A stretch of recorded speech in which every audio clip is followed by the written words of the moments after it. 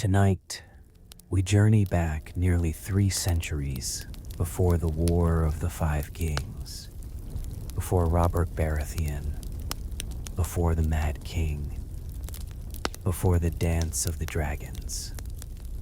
This is the story of the man who changed Westeros forever. Not with a great army, not with ancient magic, but with 3 dragons. His name would become known in every castle from the Wall to the Summer Sea. King, Conqueror, founder of a dynasty that would rule for almost 300 years. Aegon Targaryen. If you enjoy these slow journeys through the history and lore of George R.R. Martin's world, feel free to subscribe or leave a comment telling me where you're listening from tonight.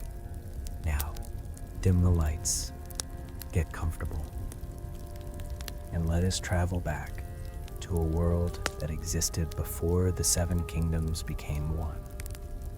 Long before the Iron Throne stood inside the Red Keep, before King's Landing existed, the greatest civilization in the known world lay far across the narrow sea, the freehold of Valyria. Its cities glittered beneath the shadow of volcanoes. Its roads stretched farther than those of any neighboring kingdom. Its wealth seemed endless, yet neither gold nor mighty armies made Valyria truly unique. Its dragons did.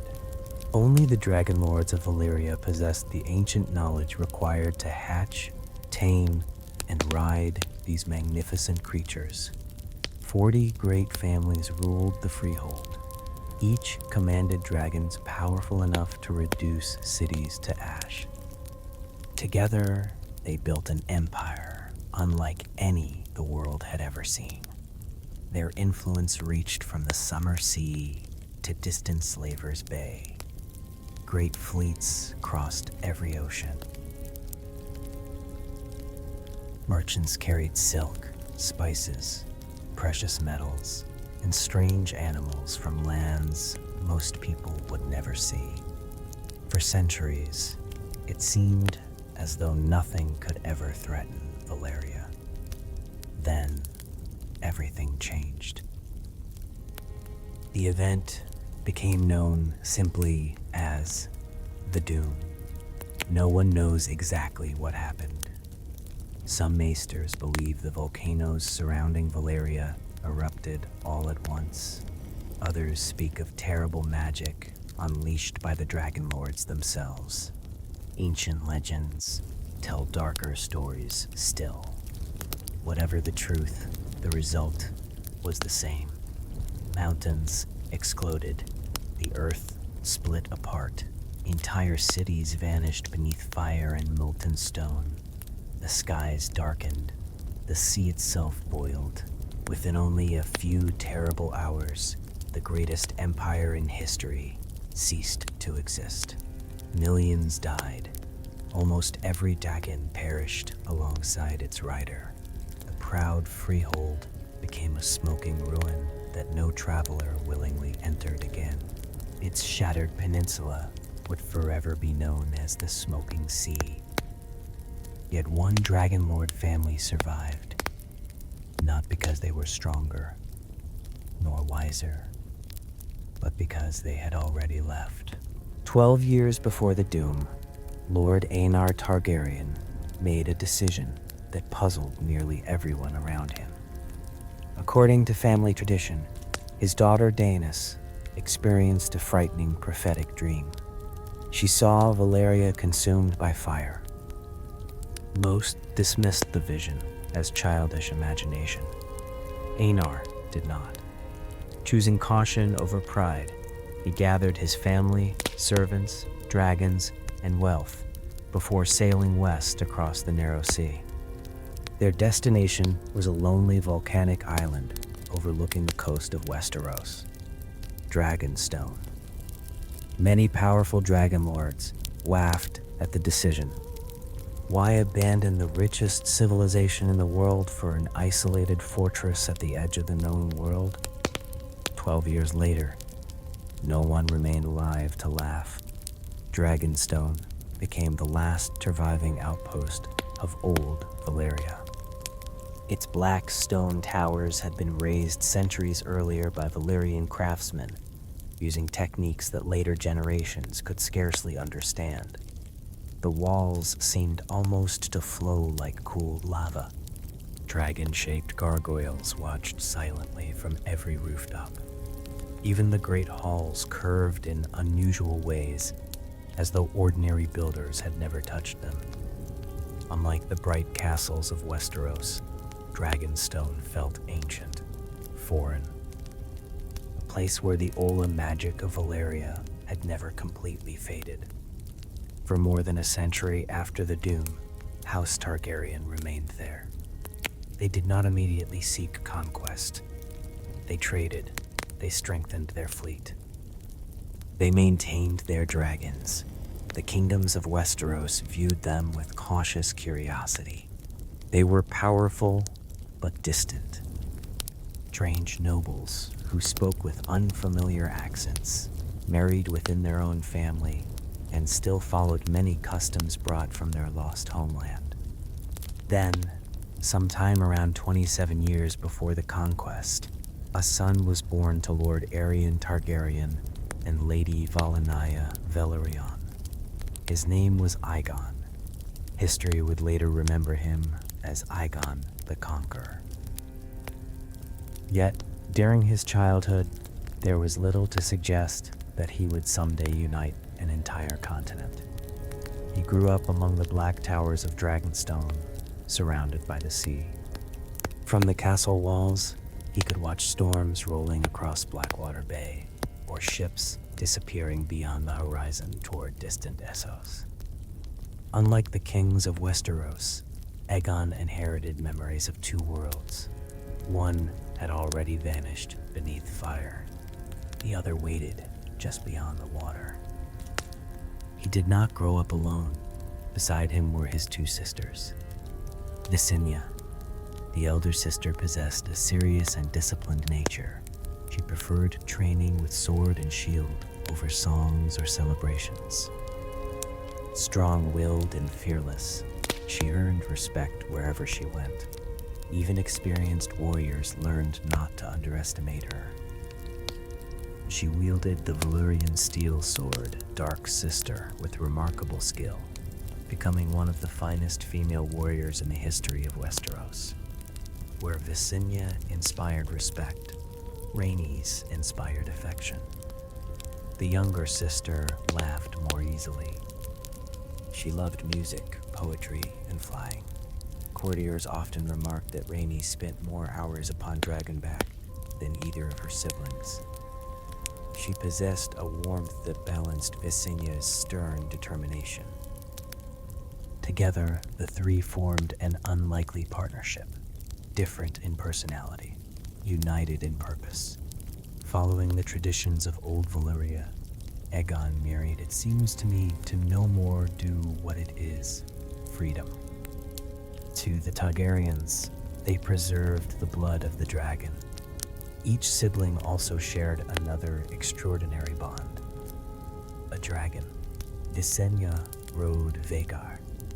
Though still young by dragon standards, Vhagar already possessed tremendous size and strength. In later generations, she would become the largest dragon alive.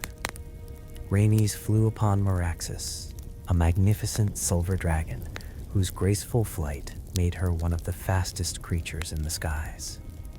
Aegon's own mount was something altogether different. Balerion, the Black Dread. Even during Aegon's youth, Balerion inspired awe. His scales were as black as midnight. His wings stretched so wide that entire villages disappeared beneath his shadow when he passed overhead. His jaws could swallow a horse whole. Most remarkably of all, Balerion had been born in old Valyria itself. He was one of the last living creatures to remember the lost freehold before the Doom. When he roared above Dragonstone, the sound echoed from the cliffs for miles across the sea. No dragon in Westeros could rival him. Perhaps none ever would. Life upon Dragonstone followed a peaceful rhythm. Ships arrived carrying merchants from Pentos, Bravos, and Driftmark.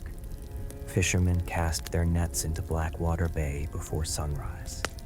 The castle's black towers overlooked the sea in quiet silence. Yet beneath that calm surface, something was slowly taking shape. From the highest chamber of Dragonstone, Aegon often gazed westward. Across the water lay Westeros, a vast continent divided into 7 independent kingdoms. Each ruled by its own king, each proud, each powerful, and each far too willing to wage war against its neighbors. For centuries, the kings of Westeros had fought one another over castles, rivers, forests, and ancient grudges. Borders shifted constantly. Alliances rarely lasted. Peace seldom endured for long. To many, that endless conflict simply seemed the natural order of the world. But Aegon Targaryen began to imagine something different.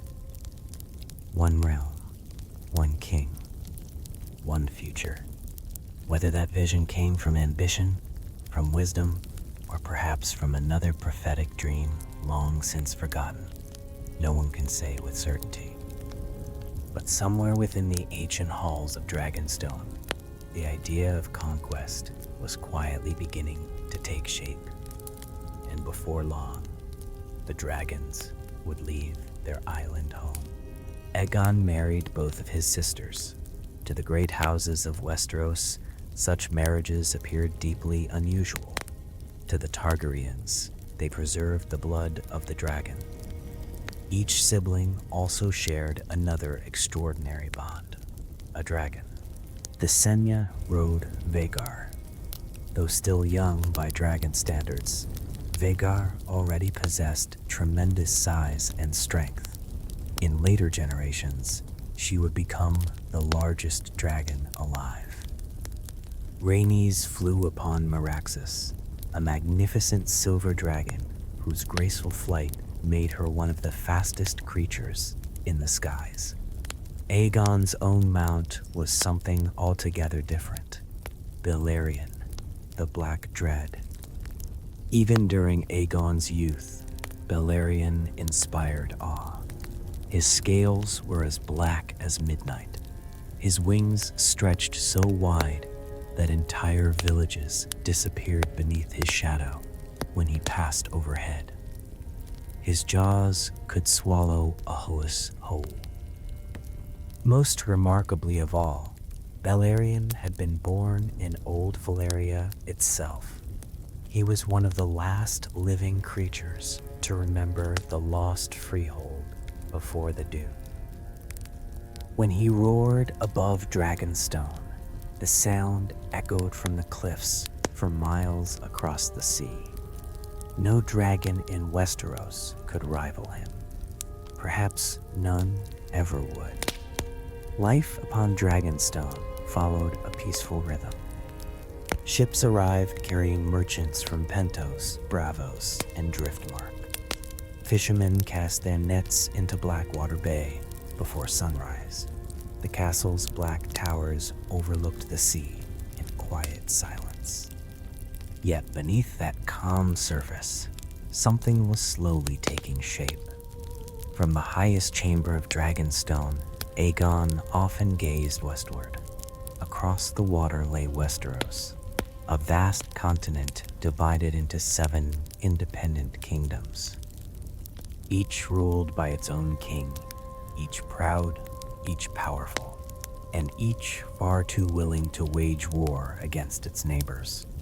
For centuries, the kings of Westeros had fought one another over castles, rivers, forests, and ancient grudges. Borders shifted constantly. Alliances rarely lasted. Peace seldom endured for long. To many, that endless conflict simply seemed the natural order of the world. But Aegon Targaryen began to imagine something different. One realm, one king, one future. Whether that vision came from ambition, from wisdom, or perhaps from another prophetic dream long since forgotten, no one can say with certainty. But somewhere within the ancient halls of Dragonstone, the idea of conquest was quietly beginning to take shape. And before long, the dragons would leave their island home. For many years, Dragonstone had stood quietly at the edge of Westeros. Its dragons remained within sight of its black towers. Its lords concerned themselves with trade, diplomacy, and the affairs of the Narrow Sea. Then, slowly, everything began to change. No surviving chronicle tells us the exact moment Aegon decided to conquer Westeros. Perhaps the thought had lived within him since childhood. Perhaps it came after years spent watching the endless wars between neighboring kings. Or perhaps, as some later believed, Aegon had seen a vision of a greater threat still to come, a darkness that would one day descend from the far north. Whatever inspired him, one fact is certain. By the time Aegon reached adulthood, he had already begun preparing for something far greater than simply ruling Dragonstone. Within the ancient castle stood one of its most remarkable creations, the painted table. Unlike ordinary maps drawn upon parchment, this one had been carved from enormous slabs of painted wood. It stretched across an entire chamber. Every river, every forest, every mountain, every coastline of Westeros had been carefully shaped into its surface. There were no borders, no painted lines divided one kingdom from another, only the land itself. To Aegon, that detail mattered. Kins created borders. The land never had. Many evenings were spent within that chamber. Candles flickered across the carved rivers while Aegon studied the kingdoms before him. His sisters often stood beside him. Disinya examined castles, roads, and mountain passes with the careful eye of a commander. Rhaenys considered harbors, rivers, and the fastest routes through the skies. Together they planned what no ruler had ever attempted. Not merely a war, the unification of an entire continent. At the time, Westeros remained divided into 7 independent kingdoms. To the north ruled Torrhen Stark, king in the north. Across the fertile reach sat King Mern Gardner. The Westerlands belonged to King Loren Lannister. The Stormlands were ruled by Argilac Durrandon, known proudly as Argilac the Arrogant. The Riverlands suffered beneath Harrenhal, whose vast new castle dominated the countryside. The Vale remained under House Arryn. The Iron Islands followed House Hoare. Only Dorne stood apart, beneath House Martell. 7 crowns, 7 rulers, 7 kingdoms that had spent centuries fighting one another. Aegon intended to replace them all with one. Before drawing his sword, however, he offered each king a choice. Messengers departed Dragonstone, carrying identical demands. Aegon did not ask for tribute, nor alliances. He demanded submission. Every king who bent the knee would be allowed to keep his lands and titles as lord beneath the Iron Throne that did not yet exist. Those who refused would face fire. The responses varied. Some laughed openly. Others dismissed the young dragonlord as an ambitious foreign noble. A few sent insults instead of answers. Argilac the Arrogant reportedly reacted with particular fury. The aging Storm King had once considered an alliance through marriage with House Targaryen. Now he viewed Aegon's demands as a personal insult. Rather than accepting peaceful submission, the kings of Westeros prepared for war. exactly as they always had. In the year that history would forever remember as the first year after the conquest, the Targaryen fleet sailed west. Ships crossed Blackwater Bay beneath clear skies. Above them flew 3 dragons: Balerion, Vhagar, Meraxes. For many soldiers aboard those vessels, it was a breathtaking sight. The shadows of the dragons passed silently across the waves, while their riders circled overhead like guardians from another age. Their destination was not an ancient castle, nor an already prosperous city. Instead, Aegon chose an open stretch of land near the mouth of the Blackwater Rush. The location seemed unremarkable: a broad river, gentle hills, a sheltered harbor.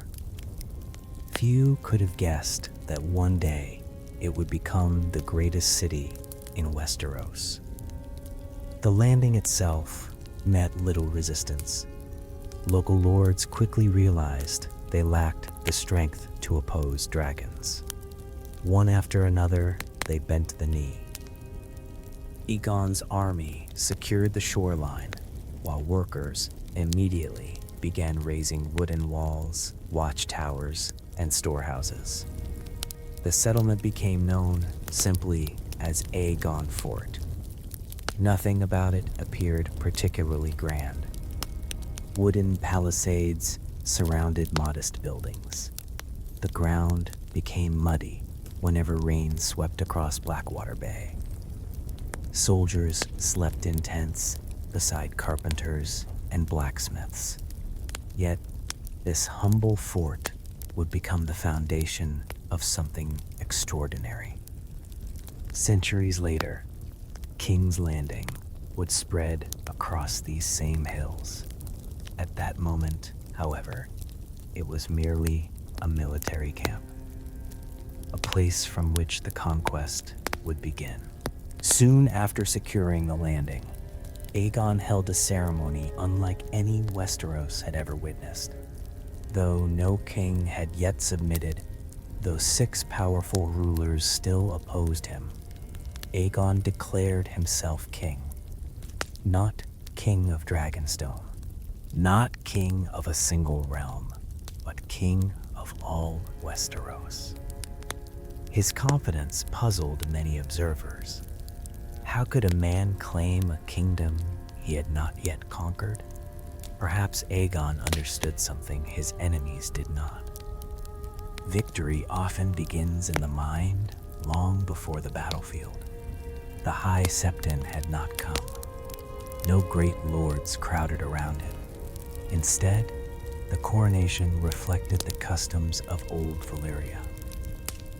Upon a simple rise overlooking the Blackwater, Aegon stood dressed in dark armor. Visenya placed upon his head a circlet fashioned from Valyrian steel. Rhaenys proclaimed him king. Then Aegon raised Blackfire. The ancient Valyrian steel sword of House Targaryen gleamed beneath the morning sun. His soldiers shouted in celebration. 3 dragons answered with thunderous roars that echoed across the bay. For the first time, Aegon Targaryen was king. Whether the rulers of Westeros accepted that title no longer mattered. The conquest had begun. Within the walls of Aegon Fort, plans continued day and night. Messengers arrived carrying reports from every direction. Scouts mapped roads leading into the Riverlands. Commanders counted supplies. Blacksmiths forged weapons almost without rest. The dragons themselves required little preparation. They were already the most terrifying force ever seen upon the continent. Yet Aegon understood that dragons alone could not rule a kingdom. Castles must be occupied, lords persuaded, small folk protected. A conqueror who wished to become a true king needed more than victories. He needed stability. Still, Before peace could come, fear would arrive first. To the west, beyond the forests and rivers, stood the greatest castle ever built in Westeros. Its towers rose black against the sky. Its lord believed no army could ever breach its walls. He had never faced dragonfire. Soon, the world would learn what the words of House Targaryen truly meant. Fire and blood. The news of Aegon's landing spread across Westeros with astonishing speed. Messengers rode day and night. Merchant ships carried rumors from one harbor to another. At first, many dismissed the invasion as little more than another coastal raid. Dragonstone had always possessed dragons. House Targaryen had threatened its neighbors before. Surely this would end like so many conflicts that had come before. A few battles, a negotiated peace. Life would continue. They could not have been more mistaken. For the first kingdom to stand directly in Aegon's path was ruled by a man whose pride rivaled the size of his greatest achievement, King Harrenhal. Remembered forever as Harren the Black, Harren ruled both the Iron Islands and the Riverlands. His authority rested not upon love, but fear. Years before Aegon's arrival, he had ordered the construction of the largest castle Westeros had ever seen, Harrenhal. The project consumed almost 40 years. Thousands of laborers toiled beneath the lash. Entire forests disappeared to provide timber. Quarries emptied as endless wagon loads of stone crossed the riverlands.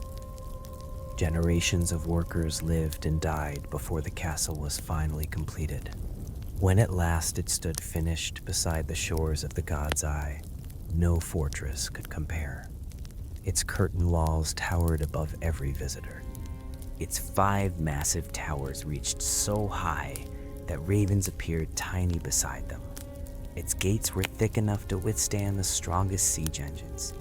Its granaries could feed armies.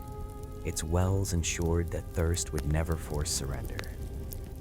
Many believed Harrenhal could survive any attack. King Harren certainly believed so. When Aegon's envoys offered him the same choice given to every ruler, bend the knee or face destruction, Harren laughed. According to the chronicles, he declared that no walls built by men could ever be broken by another man. He had forgotten one important truth: dragons were not men.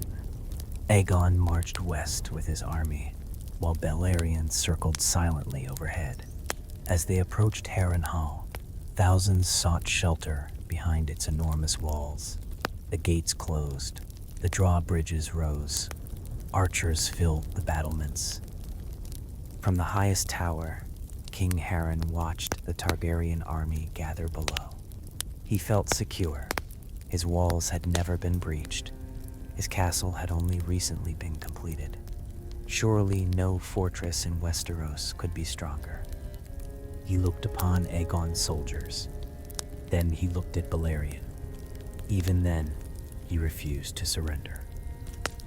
Night slowly settled over Harrenhal. Torches burned along the walls. The defenders waited for siege towers, for battering rams, for ladders. None came. Instead, Aegon mounted Balerion. The black dread climbed into the evening sky. Witnesses later described the dragon's wings blotting out the stars as he circled above the castle. Then, Balerion descended. Dragonfire, unlike anything Westeros had ever seen, poured across Harrenhal. Stone glowed red. Wood erupted into flame. Great towers cracked beneath impossible heat. The gates that no army could break simply melted. Within moments, the proud fortress became an inferno. King Harren remained inside with his sons. Whether he believed the flames would never reach him, or whether pride prevented him from fleeing, no one knows. When morning came, nothing remained of the king. nor his heirs. Only blackened stone twisted by dragonfire. The mighty towers of Harrenhal still stand centuries later, not because they survived unchanged, but because the fire itself reshaped them forever. Walls flowed like candle wax. Massive towers bent and sagged. Stone had melted beneath the heat of Valyrian's breath. No castle had ever suffered such destruction. No king had ever died in quite the same way. The fall of Harrenhal changed the conquest overnight. If the greatest fortress in Westeros could not withstand dragonfire, what hope remained for ordinary castles? Across the Riverlands, lord after lord abandoned house whore. Many had never loved their ironborn rulers. Now they saw an opportunity. Rather than resisting, they rode to Aegon's camp and bent the knee. Among them was Lord Edmund Tully of Riverrun. His support proved especially important. As a reward for his loyalty, Aegon named House Tully the new Lords Paramount of the Riverlands. A single victory had erased an entire royal dynasty. The Riverlands now belonged to the Dragon King. Yet another challenge waited to the south, the Stormlands. Their ruler, King Argilac Durandon, had earned the nickname Argilac the Arrogant. In his youth, he had been considered one of the greatest warriors in Westeros. Age had slowed neither his pride nor his temper. When Aegon first sent terms of submission, Argilac answered with open contempt. Some accounts even claim he mutilated the Targaryen messenger before sending him back. If true, the insult guaranteed there could be no peaceful settlement. This campaign, however, would not be led by Aegon himself. Instead, it fell to Queen Rhaenys. Mounted upon Meraxes, she advanced alongside Orys Baratheon, Aegon's closest friend and most trusted commander. The armies met not far from Storm's End, beneath dark, rain-filled skies. The weather favored the defenders. Strong winds lashed the battlefield while heavy rain soaked armor and banners alike. Argilac believed the storm itself fought beside him. Then Meraxes descended from the clouds. The dragon's arrival shattered the confidence of the Storm King. Horses panicked, ranks collapsed. Men who had never seen a dragon found themselves facing a nightmare made real. Even so, Argilac refused to retreat.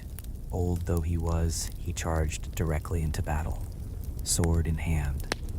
He fought with the courage expected of a king who had spent his entire life upon the battlefield. But courage alone could not alter fate. Argilac fell during the fighting. With his death, the ancient line of the Storm Kings came to an end. Storm's End surrendered soon afterward. Rather than destroying House Durandon completely, Aegon chose another path. Orys Baratheon married Argilac's daughter and adopted the crowned stag as his own sigil. In doing so, the traditions of the Stormlands survived beneath a new family.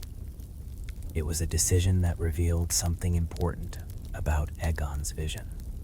He did not seek to erase Westeros. He sought to unite it. Old banners continued to fly. Only the kings disappeared. One by one, the crowns of Westeros were falling. The Riverlands had submitted. The Stormlands had been conquered. Yet two of the richest and most powerful kingdoms still stood together. To the west, King Loren Lannister, and King Gardner had finally recognized the danger before them. Rather than facing Aegon separately, they chose to unite their armies. Never before had so many knights, banners, and soldiers gathered beneath a single command. They believed overwhelming numbers would accomplish what thick walls could not. Soon, on a broad plain, later remembered as the Field of Fire, the greatest battle of the conquest would begin.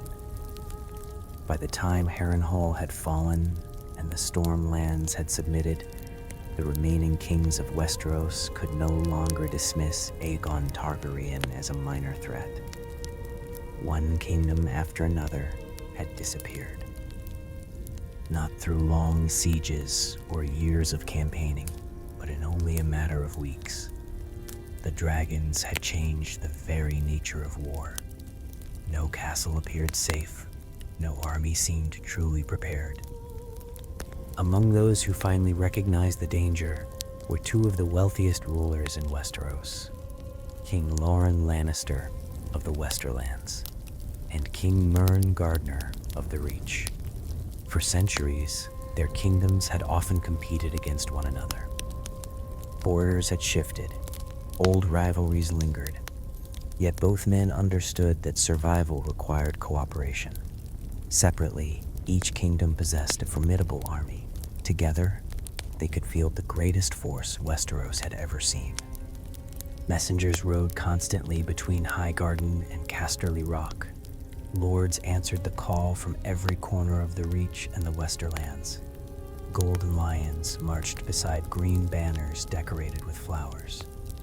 Thousands of mounted knights assembled alongside disciplined foot soldiers. Supply wagons stretched for miles. Blacksmiths worked day and night repairing armor and sharpening swords. Some later chronicles claimed their combined host numbered more than 50,000 men. Others suggested 60,000. Whatever the exact figure, one truth remained. Never before had such an enormous army gathered upon a single battlefield. Many believed sheer numbers would finally overwhelm the invaders. After all, Aegon's own army remained comparatively small. His strength rested elsewhere. As the Allied army advanced eastward, confidence spread through its ranks. Most soldiers had never witnessed dragonfire. Some had heard stories from Harrenhal, but stories often grew larger with every telling. Surely, no creature, no matter how fearsome, could destroy an army of such size. Veteran knights laughed around their evening campfires. The Reach possessed the finest cavalry in Westeros. The Westerlands were rich enough to equip every soldier with quality armor. What could possibly stand against them? Across the countryside, Aegon studied the approaching host with calm patience. He understood that this battle would decide far more than the fate of two kingdoms. If he lost, the conquest might end before it had truly begun. If he won, the remaining kings would think very differently about resistance. The armies finally met upon a broad plain south of the Blackwater. The land appeared peaceful. Rolling grasslands stretched toward the horizon. A gentle breeze stirred countless banners. Birds drifted lazily overhead. Nothing about the landscape suggested that history was about to change forever. At first, the battle unfolded much as countless others had across the centuries. Trumpets sounded, commanders shouted orders. Cavalry formed into disciplined ranks. Infantry raised shields. The ground trembled beneath thousands of marching feet. Then, the sky darkened. High above the battlefield, three enormous shadows crossed the afternoon sun: Balerion, Vhagar, Meraxes. For the first time during the conquest, all three dragons entered battle together. Many soldiers stopped marching altogether. Others stared upward in disbelief. Even those who had heard stories from Harrenhal found themselves unprepared for the reality. The dragons did not simply fly, they dominated the heavens. Valyrian descended first. The Black Dread's wings covered entire companies of soldiers with shadow before dragonfire erupted from his jaws. A wall of black and crimson flame swept across the battlefield. Men disappeared within seconds. Armor glowed red. Wooden shields burst into flames. Horses screamed in terror as they broke formation. Before commanders could restore order, Bagar struck from another direction. Visenya guided her dragon directly over the advancing cavalry. Fire raced through tightly packed ranks with terrifying speed. Knights who had spent their lives mastering warfare suddenly found themselves facing an enemy against whom courage offered little protection. Then came Meraxus. Rhaenys attacked the opposite flank, trapping thousands between walls of flame. Smoke rolled across the plain until the afternoon sun disappeared behind thick black clouds. The heat became unbearable. Grasslands that had remained green only moments earlier transformed into an ocean of fire. Everywhere soldiers attempted to flee, but panic spread faster than commands. Horses bolted without riders, banners vanished beneath smoke. Entire formations simply ceased to exist. King Mern Gardner fought beside his household guard until the very end. Unlike many others, he refused to abandon the field. Last king of House Gardner died amid dragon fire, together with countless sons, grandsons, and loyal bannermen. With him ended a royal line that traced its ancestry back thousands of years to Garth Greenhand, the legendary founder of the Reach. House Gardner disappeared forever. The Reach would never again know a Gardner king. King Loren Lannister survived. Realizing the battle had become hopeless, he ordered a retreat. It was not cowardice, it was survival. No commander, however gifted, could reorganize an army collapsing beneath attacks from 3 dragons at once. The remnants of his forces escaped westward. Behind them remained a battlefield unlike any in the history of Westeros.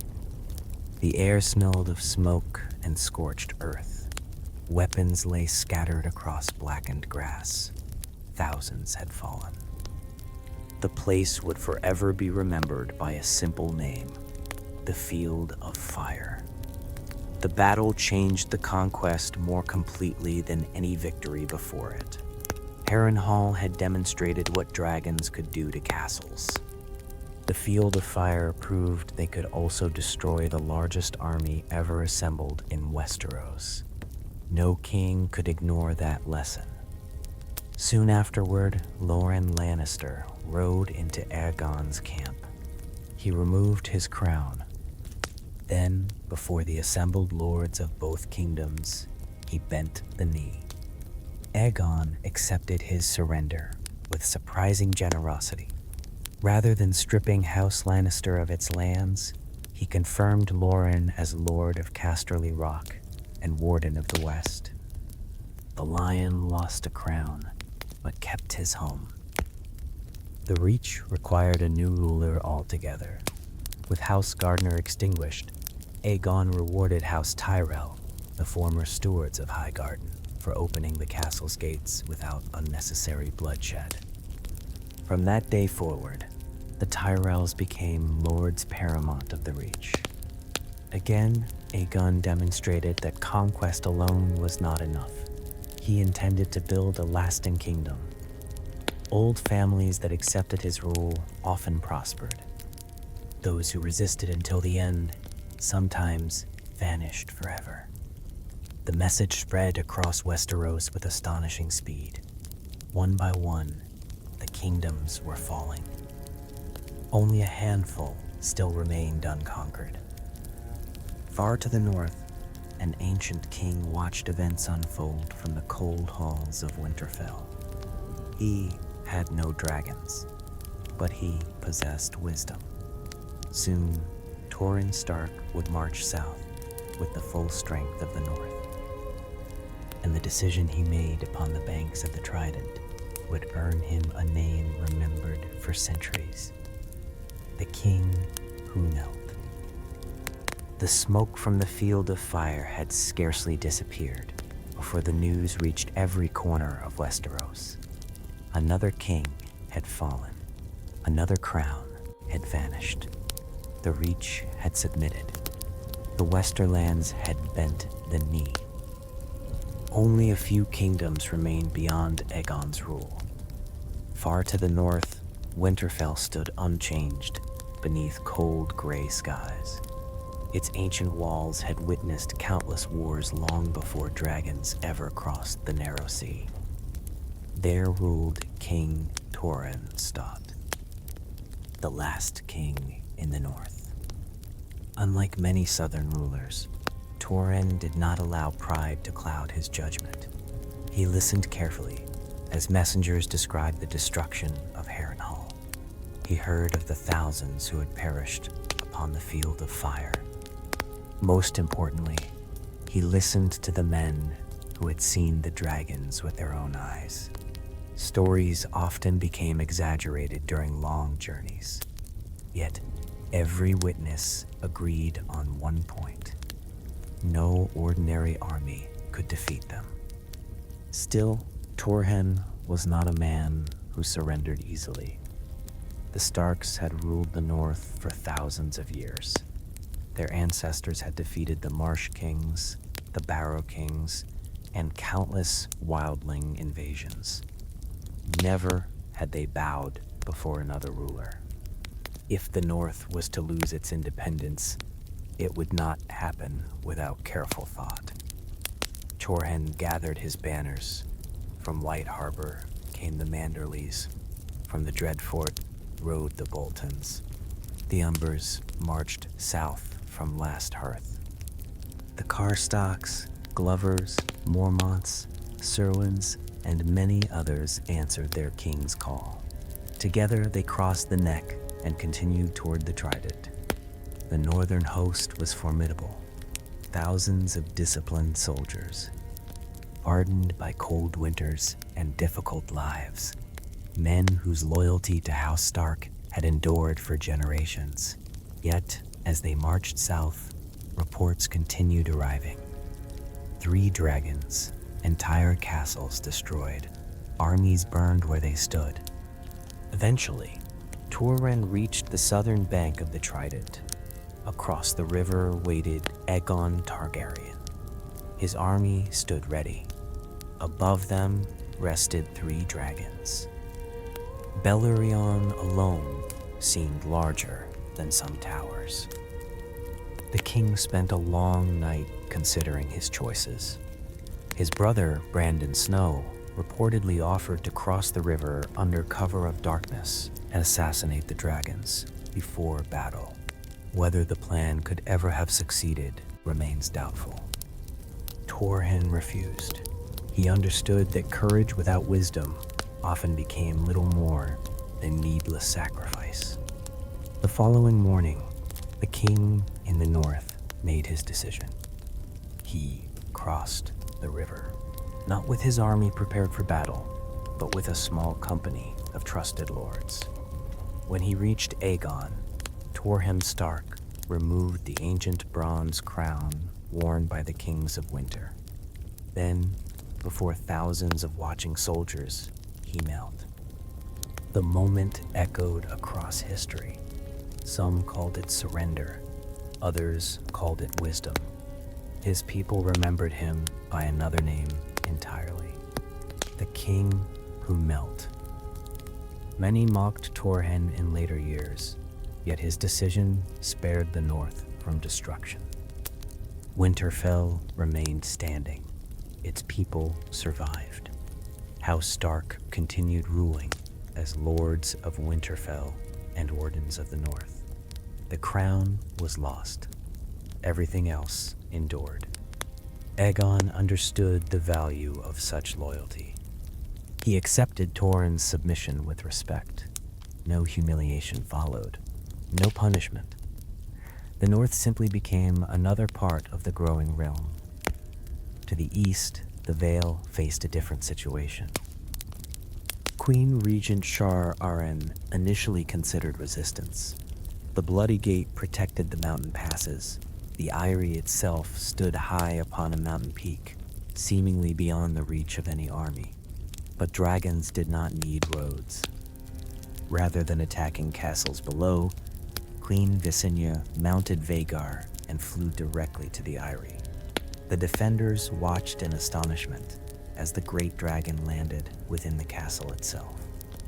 Young King Ronal Arryn reportedly greeted Vhagar not with fear, but delight. The child asked if he might touch the dragon. Visenya smiled and lifted him onto Vhagar's back for a short flight above the Vale. When they returned, the boy begged his mother to surrender. Queen Shara wisely agreed. The Vale joined Aegon's kingdom without bloodshed. The Iron Islands soon followed, with Harren the Black already dead at Harrenhal. House Hoare had ceased to exist. Rather than claiming the islands for himself directly, Aegon allowed the Ironborn captains to choose a new ruler according to their ancient customs. They selected Vicon Greyjoy. In doing so, House Greyjoy rose to power for the first time. It would remain the ruling house of the Iron Islands for centuries to come. One by one, the kingdoms accepted the new order. Only one remained: Dorne. Unlike every other kingdom, Dorne did not gather a great army to meet Aegon in open battle. Princess Miriam Martell understood that such a battle would end in disaster. She had studied the fate of Harrenhal. She had heard of the Field of Fire. Instead of confronting dragons directly, the Dornish simply disappeared. When Aegon's armies entered their castles, they found empty halls. When they occupied towns, the people melted into the mountains and deserts. Every victory proved strangely hollow. The dragons could burn castles. They could not force invisible enemies to surrender. Again and again, Aegon's armies marched across Dorne. Again and again, the land itself seemed to swallow his opponents. The conquest that had appeared unstoppable suddenly slowed. For the first time, House Targaryen had encountered an enemy that refused to fight according to ordinary rules. Though Dur remained unconquered, the rest of Westeros had accepted Aegon's rule. Only a formal coronation remained. For that ceremony, Aegon traveled not to Dragonstone, nor to Aegon Fort, but to Old Town. The ancient city welcomed him peacefully. The High Septon himself emerged from the Starry Sept. Unlike Aegon's first coronation upon the shores of Blackwater Bay, this one followed the traditions of the faith of the Seven. Before countless watching nobles, the High Septon anointed Aegon with the 7 holy oils. The conqueror who had arrived as a foreign dragonlord now became, in the eyes of the faith, the rightful king of Westeros. It was a powerful symbol. Aegon understood that ruling required more than fear. It required legitimacy. Soon afterward came another remarkable creation. Aegon ordered the swords of his defeated enemies collected from battlefields across the realm. Thousands of blades were gathered, some bent, some broken, some still stained by war. Legend says Balerion melted them together beneath dragon fire. Master smiths shaped the twisted steel into a single massive throne. Unlike comfortable chairs carved from wood, or decorated with gold. This throne appeared harsh and dangerous. Sharp edges remained visible. Uneven blades pointed in every direction. It reminded every ruler who sat upon it that kingship was never meant to be comfortable. The Iron Throne had been born. The 7 kingdoms were now, for the first time in history, one realm. Yet conquering a kingdom and ruling it were 2 very different challenges. Aegon had won the war. Now he would have to prove that he could truly become the first king. The wars had ended. 6 kingdoms had submitted. 1 remained unconquered. For the first time in recorded history, nearly all of Westeros answered to a single ruler. Yet Aegon Targaryen understood something many conquerors never did. Winning a kingdom was only the beginning. Keeping it together would require a different kind of strength. The 7 kingdoms had spent thousands of years divided by ancient rivalries. The North looked little like Dorne. The Reach shared few customs with the Iron Islands. Different laws, different traditions, different gods. If this new realm were to survive, its people would need something greater than fear to unite them. Aegon therefore spent surprisingly little time celebrating his victories. Instead, he traveled constantly. He visited every corner of his kingdom. He listened to local lords. He confirmed ancient rights and privileges wherever possible. Rather than destroying old traditions, he allowed them to continue. The Starks remained wardens of the North. The Arryns ruled the Vale. The Lannisters kept Casterly Rock. The Tullys governed the Riverlands. The Baratheons watched over the Stormlands. The Tyrells ruled the Reach. Each great house retained its place within the new order. Only the crowns had disappeared. The kingdom itself remained familiar. Perhaps that decision became one of Aegon's greatest achievements. He did not attempt to erase the history of Westeros. He simply placed one throne above all the others. Meanwhile, the small wooden settlement known as Aegon Fort continued to grow. Merchants quickly recognized its advantages. Situated beside Blackwater Bay, it occupied one of the finest natural harbors on the eastern coast. Ships arrived daily, carrying grain from the Reach, timber from the Stormlands, wool from the Vale, and spices from across the narrow sea. Markets expanded, workshops appeared, new homes spread across the surrounding hills. What had begun as a military camp slowly transformed into a thriving town. In time, it became King's Landing. Unlike Old Town or Lannisport, King's Landing possessed no ancient history. Every street, every dock, every marketplace had grown alongside Aegon's own kingdom. It became not merely the largest city in Westeros, but a symbol of its new beginning.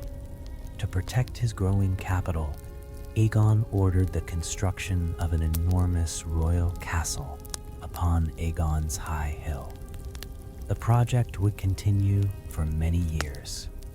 Stone by stone, craftsmen raised mighty walls overlooking Blackwater Bay. Massive towers climbed steadily into the sky.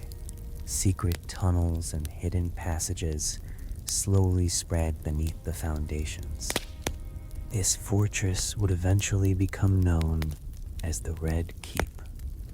Ironically, Aegon himself would never see it completed. The castle remained unfinished when he died. Future generations of Targaryens would continue expanding it until it became the familiar royal residence known throughout the histories. Religion presented another challenge. House Targaryen had brought many customs from old Valyria. The people of Westeros followed the faith of the Seven. Rather than attempting to replace that faith, Aegon chose cooperation. His coronation in Old Town had already demonstrated respect toward the High Septon.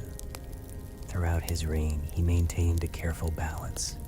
The Targaryens continued marrying within their own family according to ancient Valyrian tradition. Yet Aegon rarely interfered with the worship practiced by his subjects. The faith accepted his rule. The king respected the faith. That fragile understanding helped preserve peace during the earliest years of the dynasty. But peace never lasted forever. Only one kingdom remained beyond Aegon's authority: Dorne. The prince and his sisters had accepted every other crown. The Martells refused. At first, Aegon believed the conquest merely required additional patience. He launched invasion after invasion. His armies occupied castles. His dragons burned fortresses.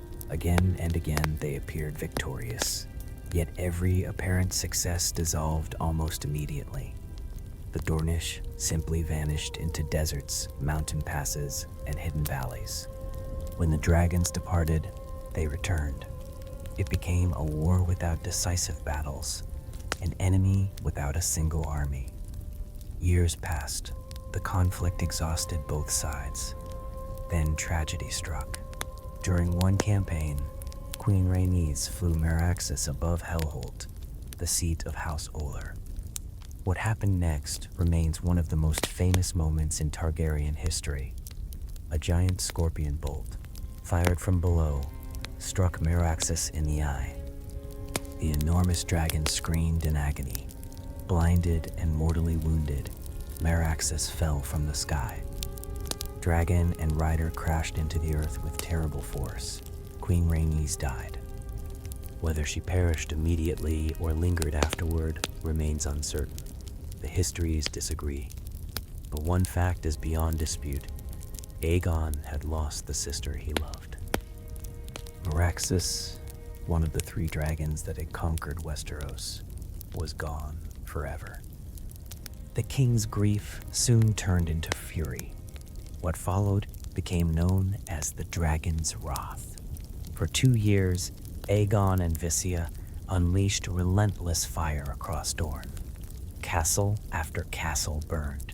Towns disappeared beneath dragon flame. The skies remained filled with Balerion and Vhagar. Yet despite unimaginable destruction, Dorne still refused to surrender. The land itself seemed unconquerable. Eventually, the war simply faded into an uneasy peace. The Martells remained independent. The Targaryens retained the rest of Westeros. For the first and only time during Aegon's reign, he accepted that complete victory could not be achieved. Visenya remained at her brother's side through these difficult years. Always the sterner of the 2 queens, she became one of Aegon's most trusted advisors.